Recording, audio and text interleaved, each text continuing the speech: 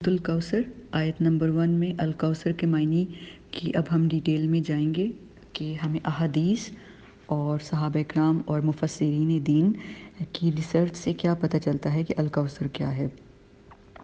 سب سے پہلے نبی صلی اللہ علیہ وآلہ وسلم کی وہ حدیث جس میں وہ مسجد میں قیام پذیر تھے اور ان کے پاس انس ابن مالک موجود تھے اور نبی صلی اللہ علیہ وسلم کو غنودگی طاری ہوئی اور وہ سو گئے، اور جب وہ اٹھے تو مسکرا رہے تھے۔ ہم نے پوچھا نبی صلی اللہ علیہ وسلم آپ کیوں مسکرا رہے ہیں؟ آپ صلی اللہ علیہ وسلم نے فرمایا مجھے ایک صورت عطا فرمائی گئی ہے، اور پھر انہوں نے بسم اللہ پڑھ کر سورۃ الکوثر کی تلاوت کی۔ پھر آپ صلی اللہ علیہ وسلم نے ہم سے پوچھا تم جانتے ہو الکوثر کیا ہے؟ ہم نے کہا نبی صلی اللہ علیہ وسلم آپ اور آپ کے اللہ اور آپ زیادہ جانتے ہیں۔ تو نبی صلی اللہ علیہ وسلم نے فرمایا یہ کوثر وہ خاص جنت کی نہر ہے جو اللہ تعالیٰ مجھے عطا کریں گے۔ اس کا پانی، اس نہر کا پانی حوض میں ہوگا، یعنی کہ جو حوض نبی صلی اللہ علیہ وسلم کو قیامت کے دن دیا جائے گا حساب سے پہلے، اس نہر کا پانی حوض میں ہوگا۔ میدان حشر میں جب میری امت کے لوگ آئیں گے میرے پاس، میں ان کو یہ پانی پلاؤں گا، اور جس کے پاس رکھے پیالوں کی تعداد ستاروں جتنی ہے، اور اس سے جو شخص بھی پانی پیے گا وہ قیامت کے دن دوبارہ کبھی پیاسا نہ ہوگا، مگر دین سے بغض رکھنے والے، یعنی کہ کچھ ایسے لوگوں کو میرے پاس لے کے لایا جائے گا جن کو بعد میں مجھ سے دور کر دیا جائے گا۔ تو میں کہوں گا اللہ تعالیٰ سے کہ یہ تو میرے امت کے لوگ ہیں، ان کو میرے پاس آنے دیں۔ تو اللہ تعالیٰ خود فرمائیں گے اے نبی آپ نہیں جانتے کہ انہوں نے آپ کے بعد کیا کیا کیا۔ یعنی جو ابن کثیر اور باقی اسکالرز ہیں وہ کہتے ہیں کہ اس سے معنی بدعت کی طرف اشارہ ہے، کہ نبی صلی اللہ علیہ وسلم کو اللہ تعالیٰ بتائیں گے کہ آپ نہیں جانتے کہ انہوں نے آپ کے بعد دین میں کیا نئی ایجادات کی، کہ جیسے ہم کہتے ہیں کہ ہمیں یہ چیز بہتر لگ رہی ہے، سنت میں نہیں ہے کوئی بات نہیں ہم کر لیتے ہیں، لیکن اللہ تعالیٰ اور نبی صلی اللہ علیہ وسلم نے اگر نہیں بتایا تو ہمیں اس کو نہیں کرنا۔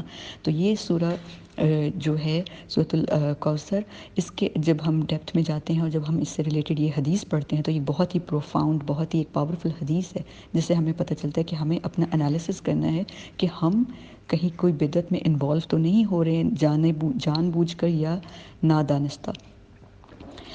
پھر حدیث شریف میں آتا ہے کہ الکوثر جنت کی وہ نہر ہے جس کے دونوں کنارے سونے کے ہوں گے، اس کا فرش موتی کا ہوگا، اس کی مٹی میں سے کستوری کی خوشبو آئے گی، اس کا پانی شہد سے زیادہ میٹھا، دودھ سے زیادہ سفید، مکھن سے زیادہ نرم اور برف سے زیادہ ٹھنڈا ہے۔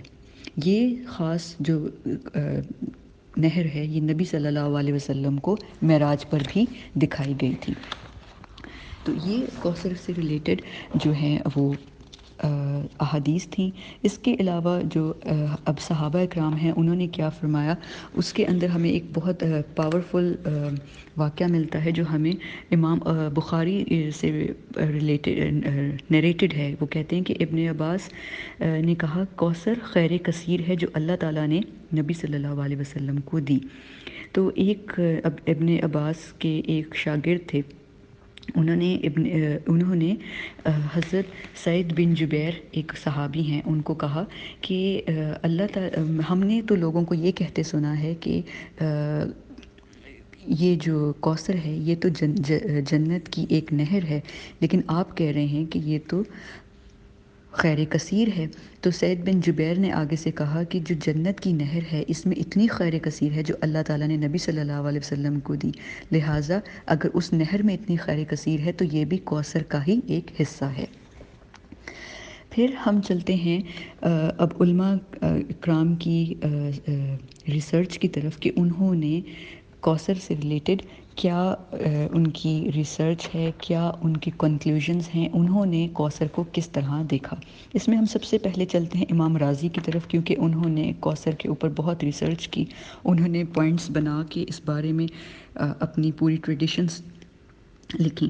تو امام رازی کہتے ہیں کہ کوثر جنت کی وہ نہر ہے جو نبی صلی اللہ علیہ وسلم کو اس لیے دی گئی تاکہ مومنین اس سے اپنی پیاس کو بجھا سکیں قیامت کے دن جس دن کوئی سایہ نہ ہوگا۔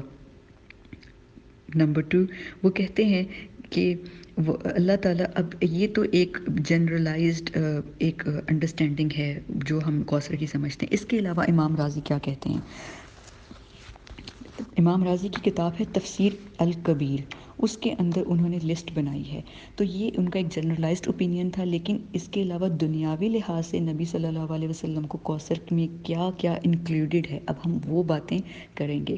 یہ قرآن پاک کی جو صورتیں ہیں، جیسے سورۃ الضحیٰ ہے یا سورۃ علم نشرہ ہے، ان کی آیات ہیں. لیکن میں اب سورہ نمبر نہیں کہوں گی، میں صرف آیات پڑھوں گی اور اس سے جو میننگ نکل رہا ہے، جو اشارہ کر رہا ہے کہ یہ الکوثر کی طرف اشارہ ہے، وہ بتاؤں گی انشاءاللہ. نمبر 1، وما ودعک ربک وما قلی. ودعک جو ہے ودع یعنی ودع الوداع سے ہے، ودع یعنی کہ گڈ بائی کہنا، خدا حافظ کہنا.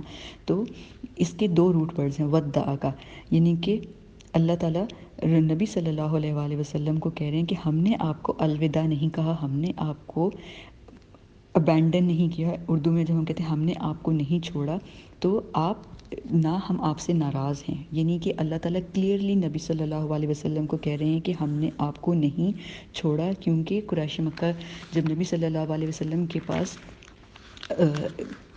وحی نہیں آتی تھی، تو وہ نبی صلی اللہ علیہ وآلہ وسلم کا مذاق اڑاتے تھے اور ان کو ڈپریسنگ باتیں کرتے تھے کہ آپ تو اللہ تعالیٰ نے آپ کو چھوڑ دیا ہے، اللہ تعالیٰ اب آپ سے دوبارہ کلام نہیں کریں گے.